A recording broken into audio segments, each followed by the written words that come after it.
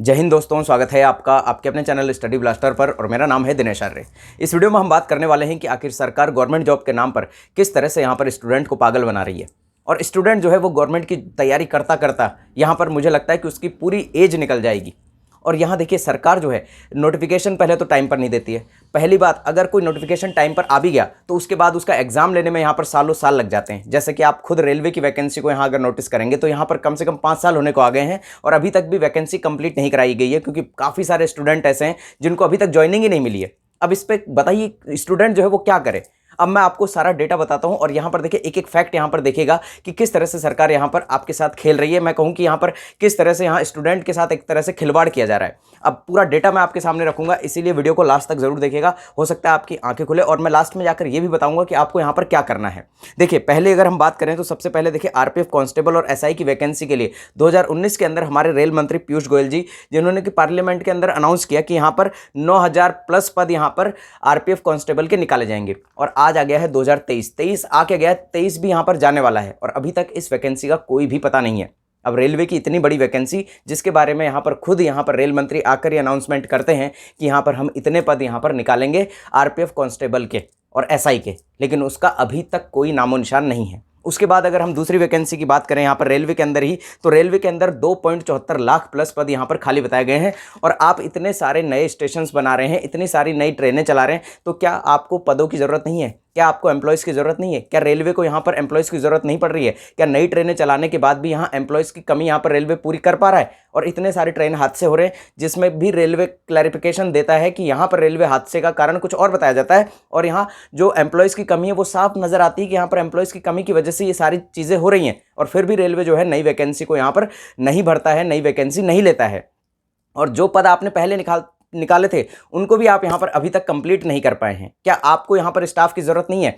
ये चीज़ें भी काफ़ी ज़्यादा जो हैं आपको दिखाई दे रही होंगी। दूसरी बात यहाँ पर देखिए, टीटी की वैकेंसी की बात करूँ तो बार बार यहाँ बताया जा रहा है पेपर्स में कि 7000 प्लस पद यहाँ पर टीटी के खाली हैं। 2013 के बाद यहाँ पर टीटी की वैकेंसी नहीं ली गई है। इस पर भी रेलवे का कोई क्लैरिफिकेशन अभी तक नहीं आया कि यहाँ पर जो टीटी के पद हैं वो एनटीपीसी के साथ दिए जाएंगे या फिर आप टीटी के पद जो हैं वो यहाँ प्रमोशन से लेते हैं। तो इस पर भी अगर रेलवे खुद आगे आकर इस पर क्लैरिफिकेशन दे तो यहाँ पर जो ये स्थिति बन रही है ये सारी चीज़ें यहाँ पर क्लियर हो जाए। अब लेकिन इस पर भी रेलवे जो है आगे नहीं आता है, ना सरकार इस पर आगे आकर कुछ बोलती है। अगला जो है यहाँ पर एएलपी टेक्नीशियन, देखिए एएलपी टेक्नीशियन के कई बार 70,000 पद बता देते हैं, कई बार 50,000 पद बता देते हैं, कई लोग यहाँ पर 60,000 प्लस पद यहाँ पर आने को है ऐसा बता देते हैं। लेकिन वैकेंसी कब तक आएगी कुछ पता नहीं है। वैकेंसी आएगी कि नहीं आएगी ये भी पता नहीं है, क्योंकि यहाँ देखिए पिछले 1-1.5 साल से यहाँ पर एएलपी टेक्नीशियन के स्टूडेंट तैयारी कर रहे हैं और तैयारी करते करते उन्हें लगभग 1 से 1.5 साल हो चुका है, लेकिन वैकेंसी का कोई नामो निशान नहीं है। ना ही यहाँ पर रेलवे क्लियर करता है कि हम इस वैकेंसी को निकालने वाले हैं या ये वैकेंसी हमारी आने वाली है। ये सिर्फ सारी खबरें हैं जो कि आपको अलग अलग सोर्सेज से पता चलती हैं और यहाँ आरटीआई की रिप्लाई में पता चलता है कि रेलवे में इतने लाख पद खाली है। इसके अलावा और पद देखिए, यहाँ पर सीआरपीएफ के अंदर 1.2 लाख पद यहाँ पर निकाले जाएंगे। अब वो कब निकाले जाएंगे इसका कोई पता नहीं है। सीआरपीएफ के अंदर भी यहाँ पर ये अनाउंसमेंट किया गया। अगला यहाँ पर देखिए, इंडियन पोस्ट के अंदर लगभग 98,000 प्लस पद यहाँ पर निकाले जाएंगे। 98,000 प्लस पद यहाँ पर निकाले जाएंगे जो कि मेल गार्ड और एमटीएस की पोस्ट पर है। उसका भी कोई अता पता नहीं है। काफ़ी पहले यहाँ पर अनाउंसमेंट ये की गई, लेकिन उसका अभी तक कोई अता पता नहीं है। अब 2024 के लोकसभा चुनाव भी आने वाले हैं, लेकिन अभी तक इन पदों का कोई पता नहीं है। बात करें अगर यहाँ पर आईआरबी जीडी कांस्टेबल के, अभी आपने भी देखा होगा कि आने वाले 2 से 3 महीने के अंदर ही यहाँ पर 2 से 3 महीने से इस चीज़ को काफ़ी ज़्यादा हाईलाइट किया जा रहा है और काफ़ी अलग अलग चैनल्स पर भी इस चीज़ को दिखाया जा रहा है कि आईआरबी जीडी कांस्टेबल की भी यहाँ पर जो है वैकेंसी निकाली जाएगी और 17,000 प्लस पद यहाँ पर आने वाले हैं। अब कब आएंगे, यहाँ पर अनाउंसमेंट तो हो गया, लेकिन कब यहाँ पर इसको निकाला जाएगा इसका कोई पता नहीं है। अगला अगर हम बात करें एमईएस, अगर देखिए मिलिट्री इंजीनियरिंग सर्विसेज की अलग अलग पोस्ट पर यहाँ वैकेंसी निकालनी थी, जिसका कि यहाँ पर 2022 से जिक्र चल रहा है और अभी एक नोटिफिकेशन भी यहाँ पर जो है एमईएस ने जारी किया था जुलाई के अंदर, और जिसका यहाँ पर शायद मुझे अच्छे से ध्यान होगा कि 24 जुलाई का या फिर वो 21-22 जुलाई का यहाँ पर नोटिफिकेशन है। आप उस नोटिफिकेशन को भी चेक कर सकते हैं। उसमें क्लियरली ये कहा गया था कि 1 हफ्ते बाद इसका नोटिफिकेशन जो है 1 हफ्ते के बाद जो है निकाला जाएगा, लेकिन उसका भी नोटिफिकेशन ओरिजिनल अभी तक नहीं आया है। पूरा का पूरा अगस्त भी यहाँ पर जाने को है और उसमें काफ़ी सारे पद बताए गए थे, उसमें भी अच्छे खासे पद यहाँ पर थे आपके। और एक बड़ी वैकेंसी वो हो सकती थी, क्योंकि जितने भी यहाँ पर रेलवे ग्रुप डी की तैयारी करने वाले स्टूडेंट हैं वो वहाँ पर उस वैकेंसी के लिए क्लियरली यहाँ पर एलिजिबल हो जाते, क्योंकि 10th पर वो वैकेंसी आती है। अब यहाँ देखिए इसका जो नोटिफिकेशन है 2022 से चल रहा था, हालांकि ये नोटिफिकेशन अभी हाईलाइट हुआ था और अभी इसको चैनल वालों ने ज़्यादा हाईलाइट किया था। हालांकि ये नोटिफिकेशन पहले भी आया था लेकिन उस पर किसी ने ध्यान नहीं दिया। ईएमआरएस की वैकेंसी देखिए अभी निकाली, पहले तो 2021 में ईएमआरएस की वैकेंसी निकालते हैं, फिर यहाँ पर 2023 के अंदर वापस से इस वैकेंसी को निकाला जाता है और वो वैकेंसी भी यहाँ पर कोर्ट में चल जाती है। यानी कि आपकी आधी वैकेंसीज तो पहले आती नहीं है और आती हैं तो वो कोर्ट के अंदर चली जाती हैं। एनटीपीसी और रेलवे ग्रुप डी का अभी तक पता नहीं है, क्योंकि यहाँ पर अभी तक पिछली वैकेंसी पूरी नहीं हुई, तो नई वैकेंसी यहाँ पर आएगी कि नहीं आएगी इसके बारे में भी कोई क्लैरिफिकेशन नहीं है। और अगर नई वैकेंसी आ भी गई तो कब पूरी होगी इसका भी पता नहीं है। और यहाँ पर जो आपने इतना डिले कर दिया है रेलवे की वैकेंसी को, सबसे बड़ी बात तो ये है कि 2019 के बाद से आपने किसी भी तरह की कोई रेलवे की वैकेंसी नहीं ली है। और अगर आरपीएफ कांस्टेबल की बात करें तो आपको पता नहीं कितने साल यहाँ पर आरपीएफ कांस्टेबल को लिए हुए हैं, कम से कम यहाँ पर 5 साल आपको आरपीएफ कांस्टेबल लिए हुए हो गए हैं।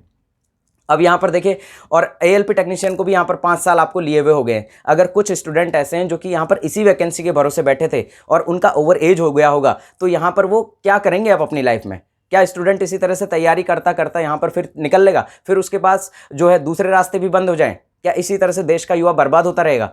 अब यहाँ पर देखिए, अब आपको इस दौर में जो कि ये सारी चीज़ें चल रही हैं, इस दौर में आपको करना क्या है? बहुत दुख होता है कि यहाँ पर इस तरह से सरकार जो है एक स्टूडेंट के साथ खेल रही है, काफ़ी ज़्यादा दुख होता है। अब उस स्टूडेंट की जो मानसिक स्थिति है वो कहाँ पर पहुँच गई होगी इसका अंदाज़ा कोई लगा भी नहीं सकता है कि वो कितना ज़्यादा मेंटली प्रेशर में यहाँ पर हो गया होगा, क्योंकि एक तो उसकी जॉब नहीं लगी है, फिर वो घर से भी यहाँ पर कितना लेगा और किस तरह से वो अपने आप को मेंटेन रख पाएगा। इन सारी चीज़ों के ऊपर काफ़ी ज़्यादा यहाँ पर सोचने वाली बात है। नीचे कमेंट बॉक्स को भर दीजिएगा अगर आपको ये सारी चीज़ें सही लग रही हों तो। अब इसके ऊपर आपको करना क्या है वो मैं कुछ पॉइंट्स के थ्रू आपको बताता हूँ, जिससे कि आपको यहाँ पर अगर आप एक स्टूडेंट और तैयारी कर रहे हैं तो इन सारे पॉइंट्स पर आपको विशेषकर ध्यान देना है। देखिए, पहला पॉइंट ये है कि अपने आप को तैयार रखिए। देखिए, वैसे ही गवर्नमेंट जॉब्स कम है और जितनी हैं उसके लिए पहले से अपने आप को तैयार रखिए। ये मत सोचिए कि जिस दिन वैकेंसी आएगी, जिस दिन नोटिफिकेशन आएगा उस दिन से मैं तैयारी करने लगूंगा, तो ऐसा नहीं होगा। क्योंकि यहाँ पर देखिए कट थ्रोट कंपटीशन है। यहाँ पर वैकेंसी आती है 1 लाख, फॉर्म भरे जाते हैं 1 करोड़, और हो सकता है ये फॉर्म इस बार, जैसे कि पिछली बार आपने देखा कि ग्रुप डी के लिए यहाँ पर 1 लाख फॉर्म अगर निकले हैं, यानी कि 1 लाख वैकेंसी अगर निकली है तो फॉर्म भी यहाँ पर 1 करोड़ 25 लाख 1.5 करोड़ के आसपास फॉर्म यहाँ पर भरे गए। तो इस बार ये आंकड़ा जो है आपका 2 करोड़ या हो सकता है 2.5 करोड़ पर पहुँच जाए, क्योंकि वैकेंसी की इतनी ज़्यादा कमी है और हर किसी को यहाँ पर गवर्नमेंट जॉब के पीछे भागना है। तो यहाँ पर ये जो नंबर है, यानी कि एप्लीकेंट्स का जो नंबर है, ये हर साल बढ़ता चला जाएगा और नए कॉम्पिटिटर यहाँ पर मार्केट में आते चले जाएंगे। तो इसीलिए आपको पहले से अपने आप को तैयार रखना है। ये नहीं सोचना है कि वैकेंसी आएगी उसके बाद मैं प्रिपरेशन करूंगा, उसके बाद मैं कोई कोर्स परचेस करूंगा, उसके बाद मैं कोई बुक परचेस करूंगा। जहां से भी पढ़ना है, मैं ये नहीं कहता कि आप हमारा कोर्स ही परचेस कीजिए, आपको जहां से भी पढ़ना है, जहां से भी आपको तैयारी करनी है, जिस बुक से आपको पढ़ना है उस बुक से पढ़िए, लेकिन आज से ही अपने 3 से 4 घंटे यहाँ पर अपने पढ़ाई को दे दीजिए। क्योंकि वैकेंसी जब आएगी, कोई सी भी वैकेंसी आए, आप ये मत सोचिए कि यहाँ पर सिर्फ रेलवे की वैकेंसी को ही मैं यहाँ पर टारगेट करूंगा। आप कोई सी भी वैकेंसी आए सारे फॉर्म भरिए। एएमआरएस की वैकेंसी आ रखी है, अगर आपने फॉर्म अप्लाई किया होगा, अगर आप उसके लिए एलिजिबल होंगे तो। और यहाँ पर देखिए, अगर आप यहाँ रेलवे का वेट कर रहे हैं और उसी दौरान यहाँ पर आपका एसएससी एमटीएस का एग्जाम आ जाता है, वो आप दीजिए। एसएससी सीएचएसएल आ जाता है, वो दीजिए। स्टेनो आ जाता है, वो दीजिए। अगर आपने स्टेनो नहीं सीखा तो स्टेनो सीखे। देखिए, ये मेरा दूसरा पॉइंट था। तो इसीलिए अपॉर्चुनिटी को पकड़िए। जरूरी नहीं है कि आप यहाँ पर एक ही एग्जाम के पीछे लगे रहे, जितना भी कुछ यहाँ पर आसपास आ रहा है उन सभी के पीछे लग जाइए, अगर आपको गवर्नमेंट जॉब ही लगनी है तो। बाकी अगर कुछ और करना है लाइफ में तो वो भी कीजिए, लेकिन यहाँ पर अगर आपको गवर्नमेंट जॉब लगनी है तो कोई सी भी एग्जाम आए उस एग्जाम के पीछे पड़ जाइए। और यहाँ पर ये मत सोचिए कि मैं तो वो जब नोटिफिकेशन आएगा उस दिन से यहाँ पर तैयारी अपनी चालू करूंगा। आज से ही तैयारी चालू रखिए, सारी चीज़ों को पढ़ डालिए, क्योंकि यहाँ पर कंपटीशन बहुत तगड़ा होने वाला है। तो इसीलिए आपको पहले से प्रिपेयर रहना बहुत ज़रूरी है। तीसरा जो पॉइंट है कि यहाँ पर आपको स्किल्स यहाँ पर अपनी सीखनी है। यानी कि अगर आप यहाँ पर बने रहना चाहते हैं, आप तैयारी साथ में करते रहना चाहते हैं, तो आपको यहाँ पर नई नई स्किल्स भी यहाँ पर सीखती रहनी पड़ेगी। जैसा कि आपका टाइपिंग हो गया, स्टेनो हो गया, और भी यहाँ पर आपका वीडियो एडिटिंग हो गया। कई सारी ऐसी चीज़ें हैं जिनको सीखकर आप 2 से 3 घंटे में अपनी अर्निंग कर सकते हैं। यानी कि यहाँ पर ऐसी स्किल्स आपको सीखना बहुत ज़रूरी है, क्योंकि यहाँ पर आप कब तक जो है अपने पेरेंट्स पर डिपेंड रहेंगे, कब तक आप उनसे यहाँ पर अपना जो है अर्निंग लेते रहेंगे, यानी कि कब तक आप उनसे यहाँ पर मनी लेते रहेंगे। अपने नॉर्मल अपना जो बेसिक्स, जो आपके एक्सपेंस है, जो बेसिक आपके खर्चे, उनके लिए भी आप उनसे पैसे लेते रहेंगे। तो इसीलिए आपको कुछ स्किल्स सीखनी है और उन पर काम करना है। 3 से 4 घंटे का आप काम कीजिए। पार्ट टाइम आप कोई जॉब कर लीजिए। यहाँ पर देखिए, पार्ट टाइम जॉब करना क्यों जरूरी है, क्योंकि आपने यहाँ पर इतनी पढ़ाई कर ली है, और अब आपकी उम्र यहाँ पर मान लीजिए 30 साल हो गई, 28 साल हो गई, और इस एज में आकर भी अगर आप कोई पार्ट टाइम जॉब नहीं कर रहे हैं तो और आप पूरी तरह से डिपेंड है अपने पेरेंट्स के ऊपर, तो ये बहुत ही जो है एक शर्मनाक बात भी है, और एक तरह से ये कहें कि हम यहाँ पर आपके खुद के लिए भी ये बहुत ज़्यादा घातक हो सकता है, क्योंकि आप कोई स्किल्स नहीं सीख पा रहे हैं और आप जो है जब तक अर्निंग नहीं करेंगे तो एक मेंटली प्रेशर आपके ऊपर हमेशा बना रहेगा। तो मेंटली प्रेशर को दूर करने के लिए आपको पार्ट टाइम जॉब यहाँ पर ज़रूर करनी है, जिससे कि आपका मेंटल प्रेशर वो रिलीज़ हो पाएगा और आपको थोड़ा बहुत यहाँ पर अर्निंग होगा तो आपको खुद को भी अच्छा लगेगा और यहाँ पर आपकी जो प्रेशर है वो आपको कम होते हुए नजर आएंगे। दूसरा, यहाँ पर देखिए कई फॉर्म्स ऐसे होते हैं जिनमें फीस यहाँ पर 1000-1500 फीस होती है, क्योंकि यहाँ पर जो जनरल स्टूडेंट है उन्हें अच्छे से पता होगा कि यहाँ पर कई फॉर्म्स ऐसे निकलते हैं जिनकी फीस यहाँ पर 1000-2000 होती है। अब आजकल के जैसे अभी AMRS की बात करें तो उसमें आपने फॉर्म फीस देखा होगा, शायद मेरे ख्याल से 1000 के आसपास उसमें फॉर्म फीस थी। अब यहाँ पर कई सारे जो जनरल स्टूडेंट है वो इसलिए उस फॉर्म को नहीं भर पाए क्योंकि फीस बहुत ज़्यादा थी, और कई बार क्या होता है कि हमारी इकोनॉमिकल कंडीशन इतनी ज़्यादा खराब होती है कि 1000 रुपये का भी यहाँ पर जो है अरेंजमेंट नहीं हो पाता है। तो उस कंडीशन से बचने के लिए आपको यहाँ पर पार्ट टाइम जॉब करनी है, जिसमें कि आप अपने जो फॉर्म फीस है और भी अपना जो एक्सपेंस है, अपना लाइब्रेरी का खर्चा हो गया, अपना यहाँ पर बुक्स का खर्चा हो गया, तो कई सारे खर्चे जो हैं आपके आने जाने के खर्चे हो गए, और अपना जो है डेली नीड्स जो हैं उनको आप फुलफिल कर पाएँ, तो उसके लिए आपको पार्ट टाइम जॉब ज़रूर करना है। क्योंकि आप इतनी तैयारी करके बैठे हैं तो आप पार्ट टाइम जॉब के तौर पर यहाँ पढ़ा भी सकते हैं, 2 घंटे 3 घंटे अपना पढ़ाई के लिए भी दे सकते हैं, यानी कि स्टडी आप करवा सकते हैं बच्चों को, छोटे बच्चों को, क्योंकि जब आपने इतनी प्रिपरेशन की है तो कम से कम आप यहाँ पर 9th 10th तक के बच्चों को तो आराम से पढ़ा सकते हैं। 9th 10th अगर नहीं भी कहूँ तो 8th तक के बच्चों को तो आप कोई सा भी सब्जेक्ट यहाँ पर ले लीजिए, मैथ्स ले लीजिए या फिर यहाँ पर इंग्लिश ले लीजिए। रीजनिंग की बात करूँ तो रीजनिंग यहाँ पर जनरल नॉलेज वगैरह ही होता है, तो जनरली वो आप वो चीज़ भी पढ़ा सकते हैं, यानी कि SST वगैरह आप पढ़ा सकते हैं, फिजिक्स केमिस्ट्री अगर आप BSc वगैरह किए हुए हैं तो वो भी आप पढ़ा सकते हैं। तो यहाँ पर कोई सा सब्जेक्ट आप पकड़ लीजिए एक और उसे पढ़ाना चालू कर दीजिए, यानी कि पार्ट टाइम जॉब करना बहुत ज़्यादा जरूरी है। और इसी तरह से अपने आप को प्रिपेयर रखिए, क्योंकि यहाँ पर गवर्नमेंट जॉब जो है यहाँ पर बहुत कम चांसेस है लगने के, और 1% चांस होते हैं यहाँ पर आपके सक्सेस के।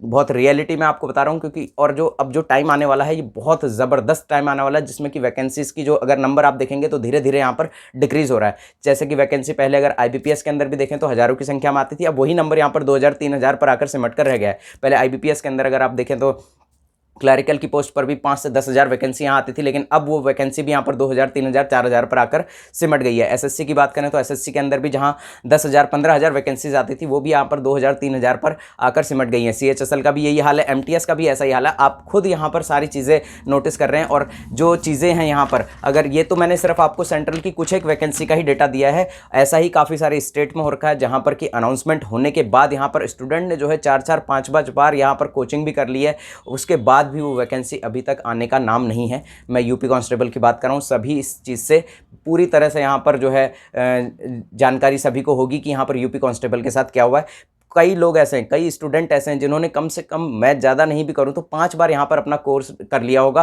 5-5 बार उन्होंने कोर्स लेकर यहाँ पर जो है इस वैकेंसी की तैयारी कर ली होगी, लेकिन वैकेंसी अभी तक नहीं आई है। तो ऐसा हाल है वैकेंसीज़ का। तो इसीलिए मैं आपसे कह रहा हूँ कि जो चीज़ें हमने बताई हैं उस पर फोकस कीजिए और अपनी तैयारी को निरंतर जारी रखिए, और साथ में यहाँ पर अपना पार्ट टाइम जॉब भी कीजिए। फिर भी आपको वीडियो में कोई बात गलत लगी हो, कोई चीज़ बुरी लगी हो, तो नीचे कमेंट करके आप हमें बता सकते हैं। मिलते हैं अगले वीडियो में, तब तक के लिए जय हिंद, जय भारत।